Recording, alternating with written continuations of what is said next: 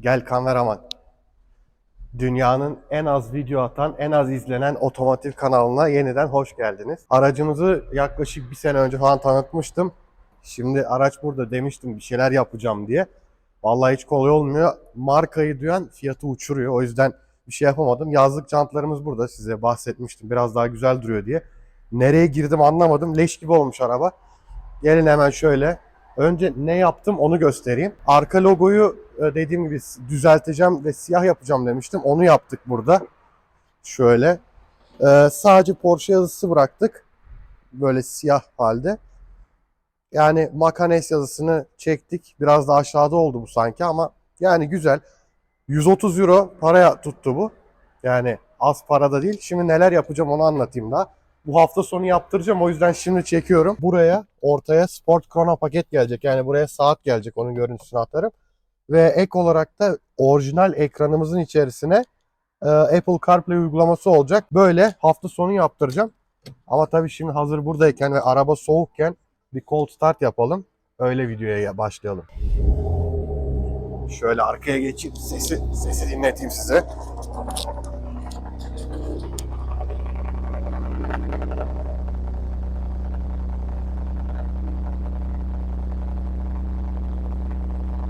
Bayağı heybetli bir cold start var. Şu an aşırı ses var.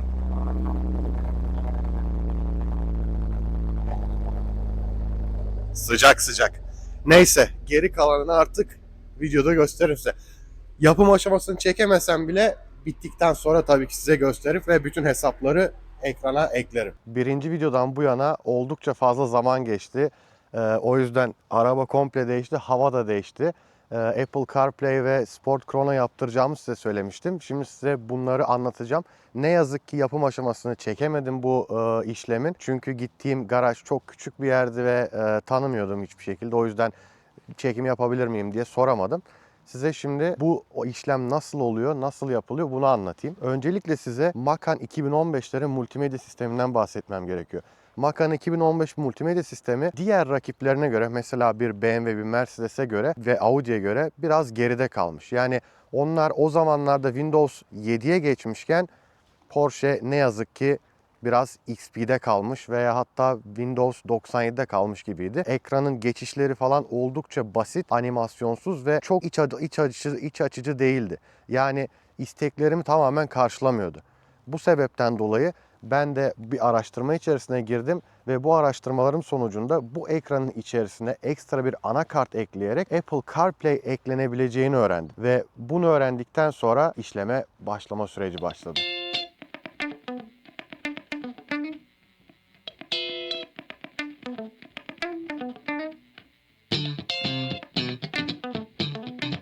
Şimdi ise size bu işlem için nelerin yapılması gerektiğini anlatayım. Öncelikle gördüğünüz gibi ekranımız bu şekilde. Bu ekranın sökülebilmesi için şu iki parçanın sökülmesi gerekiyor. Yani bu hava menfezi ve bu hava menfezi, yalnız bu bütün bir parça halinde.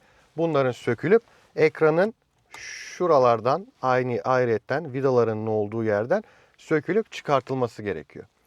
Bunları size güzel bir şekilde animasyonla anlatabilirdim fakat o kadar profesyonel birisi değilim maalesef. Bu ekran söküldükten sonra bu ekranın içerisi komple açılıyor ve içerisi açıldıktan sonra anakartın üzerine köprü bir anakart ekleniyor.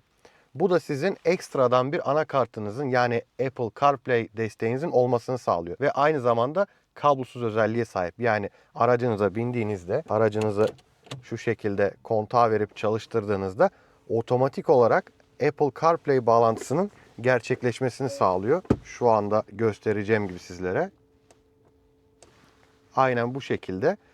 Info tuşuna basılı tuttuğunuzda ise tekrardan Apple CarPlay'den normal araç kendi sistemine geçiş yapabiliyor. Aynen bu şekilde. Mesela örnek olarak size haritayı açabilirim. Info'ya basılı tuttuğum anda da tekrardan CarPlay'e geçişimiz sağlanıyor. Bazen yavaş çalışabiliyor. Normaldir. Hiçbir şey orijinali gibi olamaz zaten. O yüzden bunları göz ardı etmek durumundayız. Yani gerçekten işimi görüyor. Bütün işimi yapabiliyorum. Haritaya girebiliyorum en azından. Bu benim için en önemli özelliklerden birisiydi. Hayatımı gerçekten oldukça kolaylaştırdı diyebilirim. Hem ekranım orijinal görüntüde kaldı hem de Apple CarPlay kullanabiliyorum artık. Ekstra olaraktan buraya geleceğim. Bu olay. Bu tamamen bir Çin malı bir ürün. Sadece şu an saati kullanabiliyor. Gördüğünüz gibi şu an elektriği kestiğim için sıfırlıyor kendisini. Her seferinde kendisini sıfırda tutuyor. Yani her zaman 12'de ve 60'ta tutuyor. Bunun içinde aynı bunun sisteminin kurulduğu gibi ekstradan bir kablo bağlantısı var sadece ve yukarı bir kablo geliyor. Yani kabloları da köprü olarak kuruyorsunuz. Aslında burada şu an iki köprü var. Birisi buna, birisi buna geliyor. Buraya da yukarıya kablo çıkartıp bağlıyorsunuz. Tek yaptığı işlem güzel görünmesi, sport krono, yani gerçekten sportif bir görüntü veriyor ve saati gösteriyor. Orijinalinde gibi size kronometre ve sayaç gibi bir özellik sunmuyor ne yazık ki. O yönden söyleyebileceğim pek bir şey yok ama görüntü olarak 10 üzerinden 10. Yani malzeme kalitesi olarak da gerçekten hiç orijinalini aratmayacak şekilde güzel bir malzemeye sahip.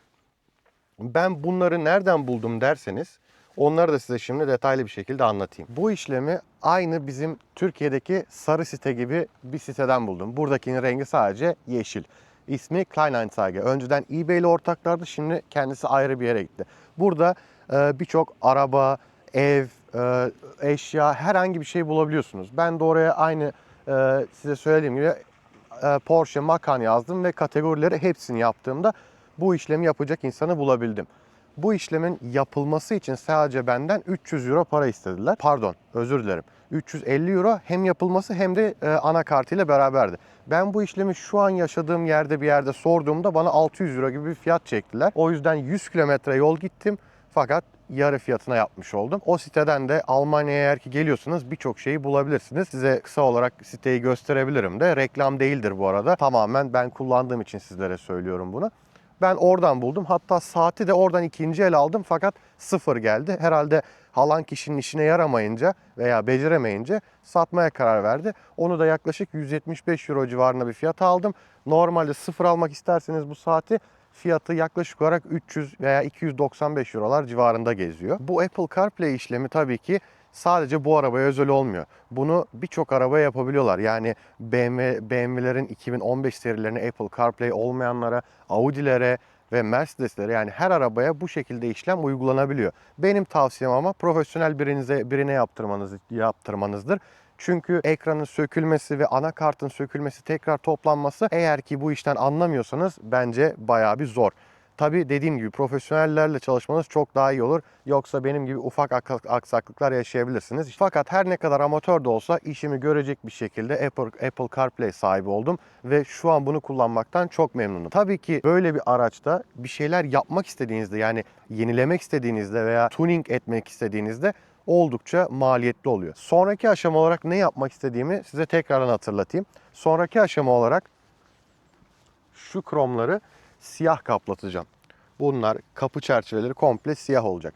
Bunları da düşünüyorum fakat bunlar bence bu şekilde kalırsa çok daha sportif bir görüntüye sahip olur diye düşündüğüm için onları bu şekilde bırakmak istiyorum. Tabii denemeyle göreceğiz bunları. Bir sonraki aşamada bunlar siyah kaplanacak. Bir sonraki aşamada görüşmek üzere. Bugün o gün geldi. Arabayı kaplatacağız.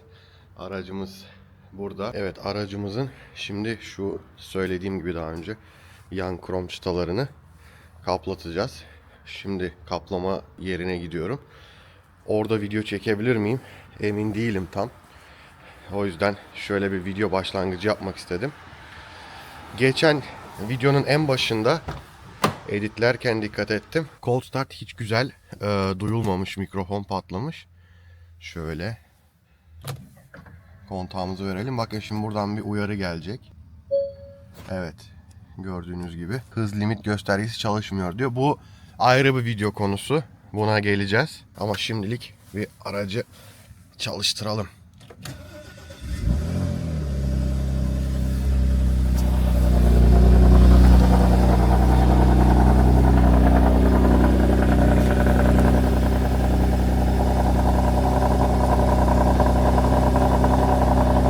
Bu sefer umarım daha iyi duyulur.